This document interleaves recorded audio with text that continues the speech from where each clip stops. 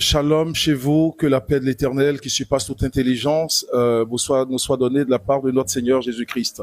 Alors désormais, nous commençons une série d'émissions que nous avons intitulée « À la lumière des Saintes Écritures » pour évidemment révéler le réma qui est caché derrière les Écritures. Beaucoup appellent les Saintes Écritures la parole de Dieu, mais nous disons souvent les Saintes Écritures ne sont pas la parole de Dieu, car la parole de Dieu est cachée dans les Saintes Écritures. Et donc, pour comprendre la parole de Dieu au travers des Saintes Écritures, il faut forcément que ce soit le Saint-Esprit qui le fasse, selon que les Saintes Écritures ont dit clairement. Jésus leur ouvrit les esprits. Il leur ouvrit les esprits parlant de ses apôtres afin qu'ils puissent comprendre les Saintes Écritures. Désormais, sur Obon Célé Voice et sur toutes nos plateformes de réseaux sociaux, eh bien, nous aurons cette thématique qui nous permettra de révéler les choses cachées de notre temps, des temps de la fin que nous traversons déjà et que beaucoup ne comprennent pas.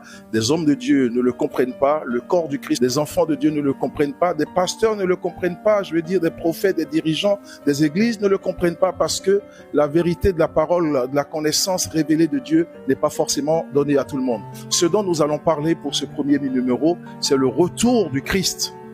Le retour du Christ, et donc nous l'intitulons clairement le retour du Christ. Qu'en est-il réellement? Pourquoi j'ai dit le retour du Christ? Pourquoi je n'ai pas dit le retour de Jésus? Évidemment, tout le monde dit, tous les chrétiens disent, Jésus revient bientôt, Jésus revient bientôt, Jésus revient bientôt.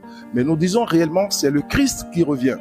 Et donc, il va falloir à un moment comprendre que Christ et Jésus sont ensemble comme étant la même personne et il va falloir tout autant les séparer. Que Dieu soit avec nous.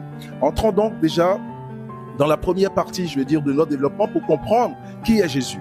Bien-aimés peuple de Dieu, au moment où Israël attendait le Sauveur, ce n'était pas Jésus qui était attendu. Celui qui était attendu, c'était le Christ qui était attendu par Israël. Selon que nous le dit clairement la Bible dans le livre de Luc 2, le verset 26, la Bible dit qu'il y avait à Jérusalem un homme qui s'appelait Siméon. Cet homme était juste et pieux. Il attendait la consolation d'Israël et l'Esprit Saint était sur lui. Il a été divinement averti par le Saint-Esprit, et voilà ce que je veux, il a été divinement averti par le Saint-Esprit qu'il ne mourrait point avant d'avoir vu le Christ du Seigneur. Avant que Jésus ne vienne, on attendait le Christ et il a été dit à Siméon que Siméon ne mourrait point avant d'avoir vu le Christ du Seigneur. Et quand nous repartons plus loin sur le même texte, dans Luc 2, verset 21, la Bible dira, eh bien, le 8e jour auquel l'enfant devait être circoncis étant arrivé, on lui donna le nom de Jésus, nom qu'avait indiqué l'ange avant qu'il fût conçu dans le sein de sa mère. Donc, en vérité, nous attendions le Christ. C'est lui qui est l'entité. C'est lui qui est la lumière du monde. C'est lui qui est la parole de Dieu.